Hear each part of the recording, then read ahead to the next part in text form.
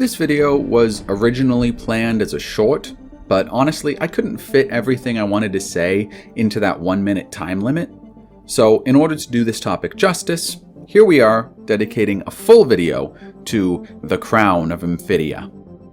Now, the first thing that one realizes when diving into this topic is that there are actually two pieces to discuss: the Crown of Emphidia proper, and then the tomb that shares its namesake. Now, the only real 4th edition info that we have concerning this mysterious duo is the flavor text that's found on the Crown of Emphidia relic card, which reads, "The machines of the Forgotten Throne World could only be controlled through the data impulses of the black barbed crown." Now, from this, we learn a couple of interesting things. First off, we now know that the Crown of Emphidia is an actual crown. It's an actual black barbed crown that can be worn on somebody's head. It's not like the Crown of Thalnos, which, based off of its lore text, seems to be a satellite array. We also know now that the crown is a control device for the machines of a Forgotten Throne World, which I think that we can safely assume is the location of the tomb of Amphidia. So Amphidia was entombed on her Forgotten Throne World, where the machines that her crown controls are located. So, based on this, we know that Amphidia was likely a ruler, as they had a throne world, and, considering that this is a legendary relic of great power, she was probably a pretty well-known and powerful ruler. Now, Amphidia is not a Lazax nor a Mahacht name, so I would assume that they were neither a Mahacht king nor a Lazax emperor, but rather a great ruler of some lesser civilization during the time of the emperors. Now, I say this because the Mahacht, by the time that TI is set, were nearly forgotten by the galaxy. They were relegated to myth and legend, thanks to their remoteness in time, while Amphidia and her crown are still famous throughout the galaxy, being seen as a sign of great power.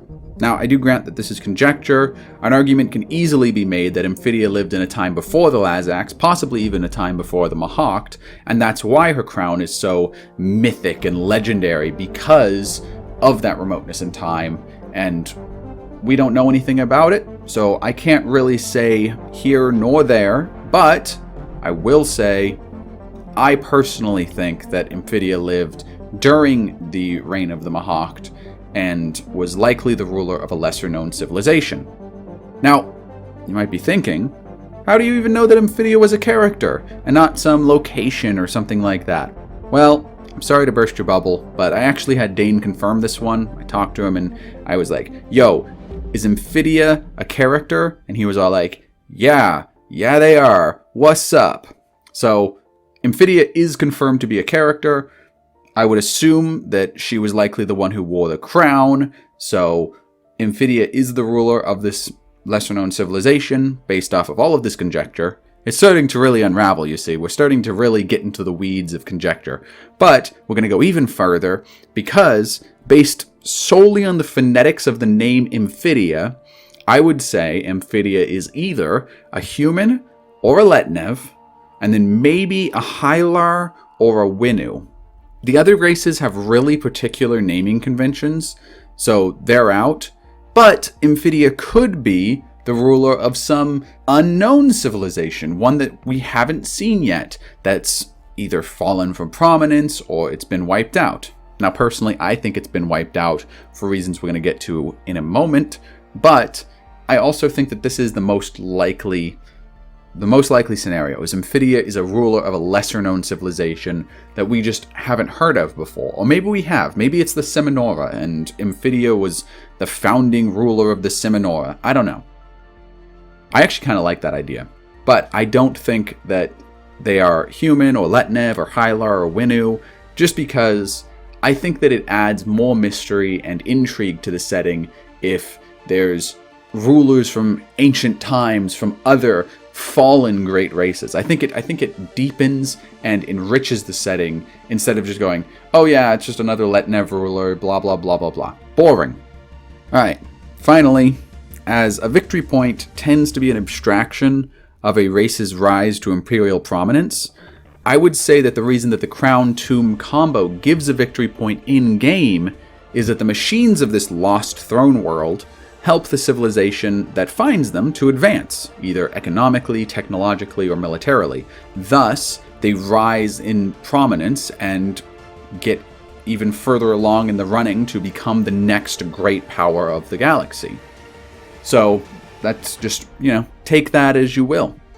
Now, I will say that is, at least to the best of my knowledge, all that we can gather from the 4th edition lore. Now, luckily, there is some 3rd edition lore that we can look into. This is the quote that accompanied the flavor text of the Crown of Emphidia card in 3rd edition. "It is a sign of power from beyond this realm. It will not follow you to the grave, but it will lead you there." Now, at a first glance, this doesn't really provide us any information. It's simply stating that the crown is highly sought after. After all, people are willing to kill you for it, which seems to be the implication of what the text is saying. However, upon further examination, and this took me 1 or 2 times reading this card to even notice, but the crown is a sign of power from beyond this realm. What the heck does it mean that the crown comes from beyond this realm? To my knowledge, the word realm only appears 2 other times in Twilight Imperium lore. Once to describe the area of space controlled by the Yin, and then once describing the quote-unquote realm of Creus. Now, does this mean that once again, the ghosts of Creus are going to be shoved into the lore spotlight? Maybe. I honestly kind of doubt that Amphidia and her crown are related to the ghosts. The ghosts' naming convention is very, very different than Amphidia, and the ghosts only recently arrived in the galaxy. So a legendary relic being related to the Creus, to me, doesn't make much sense. Now, Amphidia could be a Yin name, but honestly, I think the usage of the word realm here, it's just coincidental. I don't think that the realm of the Yin is really a thing in Galaxy, and I don't really think that we need to make that connection just based off of the fact that that word got used twice. I think that that's silly. No, I think it's much more likely that Amphidia is a member of a yet unrevealed race that hails from beyond this realm, be it from a different galaxy, a different dimension, or, like Creus, something else entirely. What we do know is that Amphidia was the ruler of a great civilization, likely following the rise of the Lazacs, who used her crown to control the powerful machines that covered her throne world, which helped her to build a grand empire.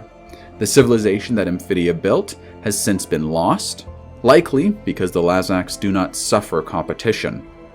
Following her death, she was entombed on her throne world, and her crown was hidden, so the machines there could never threaten Lazac's hegemony again. Now that's all that we know, or at least that's all that we can infer from what we know about Amphidia, her crown, and her tomb. I'd love to hear your guys' thoughts down in the comments, what you think the Crown of Emphidia is, who you think Amphidia was, what the story here is, why bringing her crown and that tomb together is so important. I don't know, just what are your thoughts on this whole cool thing? Alright, until next time, cheers!